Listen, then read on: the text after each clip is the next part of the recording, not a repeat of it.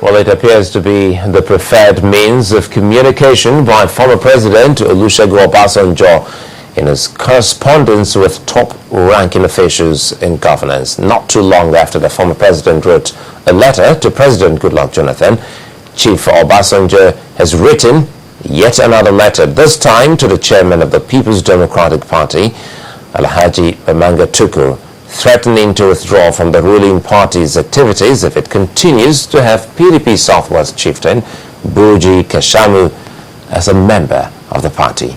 Chief Kashamu, however, believes that the former president's comments can best be described as a campaign of calumny against his person. Our correspondent Henry Ogunjimi reports.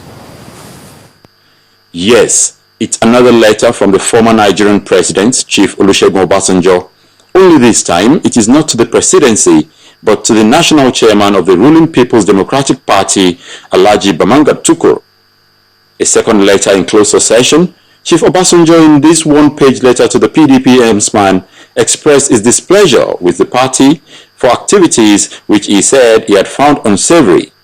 He also noted that he remained a member of the party but will remain dormant at the local, state, zonal and national levels. In his words, while I believe that a good and truly national political party must be a microcosm of the nation in its membership, made up of all sorts of characters from near saints to near Satan, I also believe that on no account should a known habitual criminal that is wanted abroad to face criminal charges leveled against him be extolled as a political leader in a respectable and wholesome nation-building political party. Buruji Kashamu has been extolled in the PDP Southwest geopolitical zone, which I personally find unsavory. Politics played by any national political party must have morality, decency, discipline, principles and leadership examples as cardinal practices of the party. I have attached here recent documents that clearly indicate that your extolled PDP zonal leader in the southwest zone of Nigeria and an indigene of Ogun State is, to say the least, not a credit to the party as a member, let alone being a zonal leader. Since I stick in my practice of party politics to the hallowed and cherished principles enunciated above, I take this opportunity to let you know that while I continue to remain a card-carrying member of PDP, I cannot and I will not subscribe to a wanted habitual criminal being installed as my zonal leader in the party, a criminal for whom extradition has been requested by the US government. In the meantime, I will consider withdrawing my activity with PDP at local, state, zonal and national levels until the anomalous and shameful situation is corrected.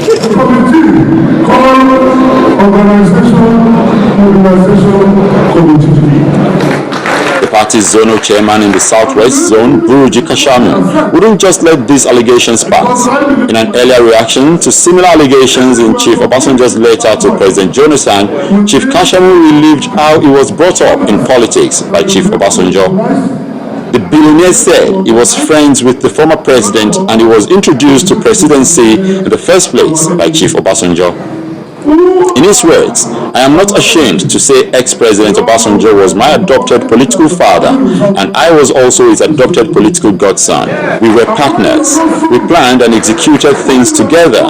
When it was convenient for him, I was his right hand. It is common knowledge in Ogun State and the Southwest that Obasanjo and I were inseparable until recently. These are facts that are in the public domain and cannot be denied. So, if he now turns round to be calling me names, then it should be clear to all that it is all politics. The truth is that I have not committed any offense and anybody has never requested for my extradition. If there is anything to the contrary, I challenge Obasanjo and his cronies to produce it or forever remain silent. With this new development, there are bound to be several reactions to Chief Obasanjo's current stand, and just maybe many more letters would follow. This is PDP. And there's not a PDP. Did you discuss the impact of the... Well, anyway, we'll stay with those letters. Well, by the way, they're courtesy of agency reports.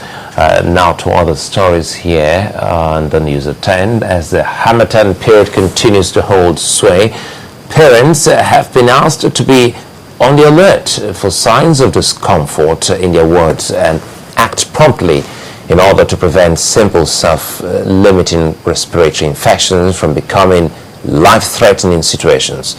Speaking on our Wellness Morning Show, Health Matters, consultant pediatrician Dr. Efumbo Doshekun said upper respiratory tract infections are more common in the Harmattan season and conditions could rapidly deteriorate in children. Upper respiratory tract infections are inflammations caused by viruses or bacteria attacking the upper airways like the nostrils, pharynx, and otitis media. We have very poor health-seeking behavior in Nigeria. And the reason why we lose a lot of our babies, a lot of our children, is we get to hospitals late.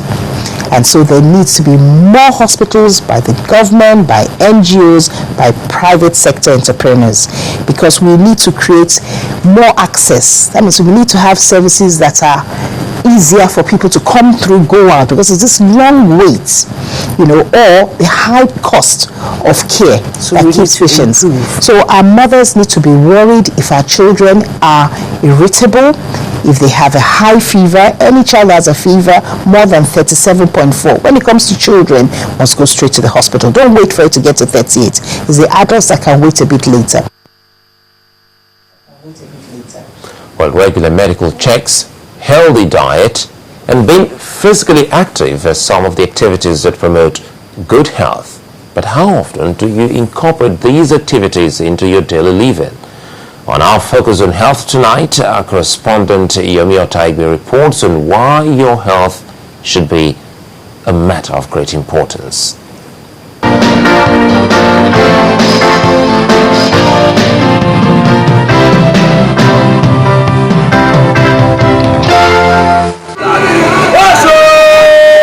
The daily hustle and bustle. At the start of the year, many look forward to improving their careers, businesses, academics, and basically plan for a better year. However, some of these plans may inadvertently not include health, which can be described as the main driver of other plans. What plans do you have for yourself? My plan for myself is very great. Like, I want to buy a car, I want to be a field, I want to build a house, a lot. In this new year, I'm planning to maintain my spiritual life with God and strengthen it.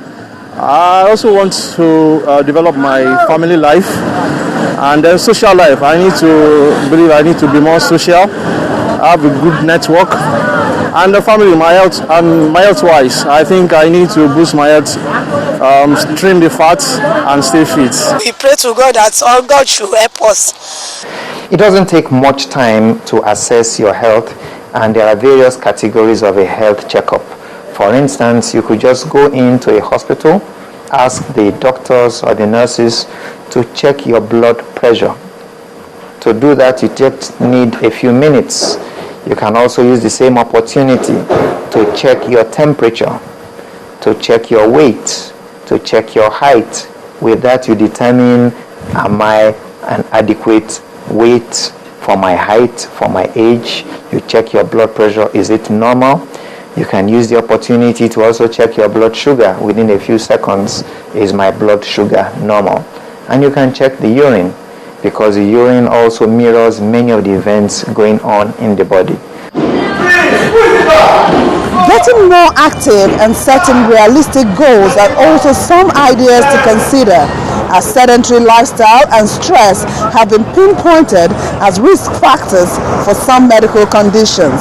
Coming on with weight, you have several other diseases: obesity, hypertension, arthritis, diabetes, ulcers, even cancers, all of them common with additional weight.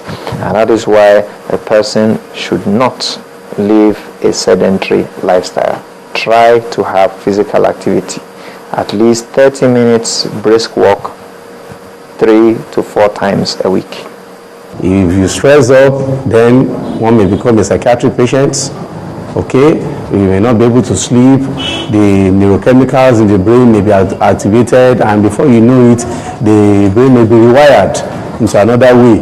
If you talk of the heart, stress, of course, is not palatable to the system, in the cardiac system, and that can lead to hypertension. If you talk about the musculoskeletal system, if you get worn out and if you stress yourself so much, the muscle will complain, the bones will complain. For an individual to define his health as good just because it's up and good to go can be misleading. A stitching time is set to save 9. So many people in this country are afraid of checking their health status. Why? It's either they are afraid that it may be positive. For example, there was a time we wanted to screen some people for cancer, and it was supposed to be a free stuff, but people ran away because they were saying, what if it was positive? Prevention is better than cure, is cheaper than cure. If you are afraid of that condition, what if you have it and they now tell you that this thing is at stage 3, stage 4? You will live, one will be more sad that he could have nipped something in the bud than denying it, suppressing it, and just moving ahead. The fact that you are working does not mean everything is all right. It's a new year, it's a clean slate, and another opportunity for you to put your health high on your priority list. So, what plans do you have for your health in 2014? Yomi Otaigbe reporting for Channels Television News.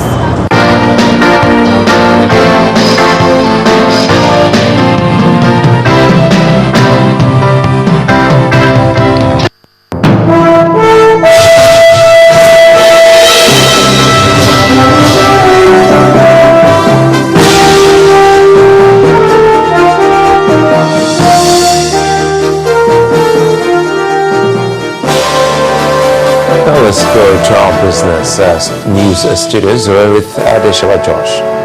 Oh, thank you, Sulaiman. Let's take you through our business stories at this hour. The next 2 weeks in Nigeria's financial market may determine the direction of the economy. One major news that may top the headlines is the monetary policy decision of the central bank. The others is the inflation rate set to be released on Monday by the National Bureau of Statistics. According to the Financial Derivatives Company Limited, the monetary stance of the central bank will remain unchanged or even tighter. The company also stated that the AMCON bonds that have just been redeemed and the need to support the Naira suggests that the CBN will be more hawkish. In terms of the inflation rate, Don Lauren Merrifield, another financial company, says that inflation rate may inch up to 7.95% from 7.9%. This prediction, it says, is hinged on seasonal trends in the past year. The Nigerian equities market has been maintaining a positive trend since the first trading session of this year.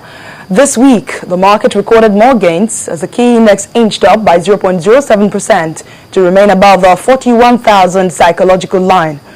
Although the gains raked in, the week's ended is seen as a drop from the momentous improvements witnessed last week.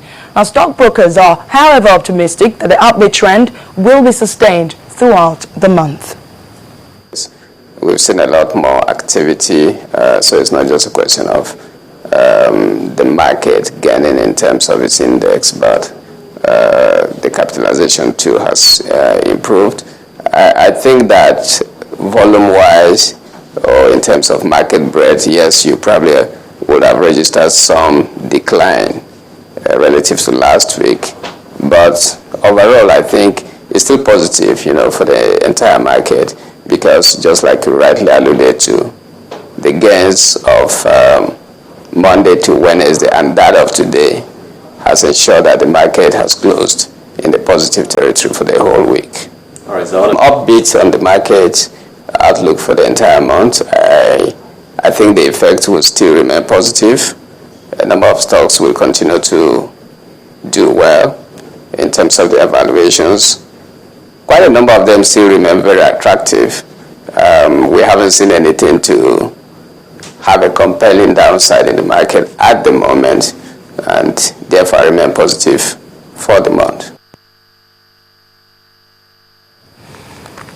Now, in company news, Staco Insurance has released its audited report for the period ended December 2012. According to data made available by the authorities at the Nigerian Stock Exchange, Staco Insurance recorded a gross written premium of 6.9 billion naira compared to 6.61 billion naira in same period of 2011. The insurance company recorded a profit before tax of 342.9 million naira, lower than 1.85 billion naira in the comparable period of 2011. Its profit after tax of 272.3 million naira as against 1.85 billion naira in the same period in 2011. More earnings are expected to be released by quoted companies as part of their post-listing requirements.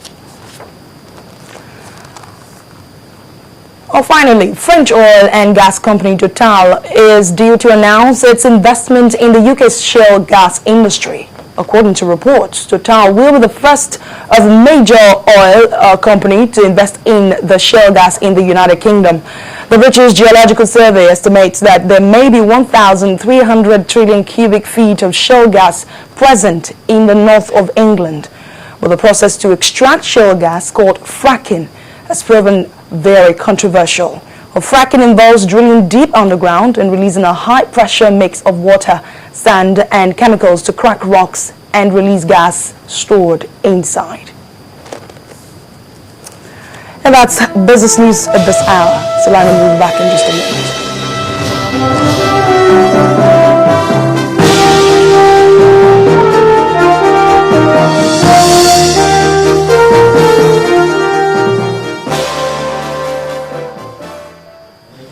Well, next on the news at 10, Israel's former Prime Minister Sharon dies at the age of 85. Stay with us.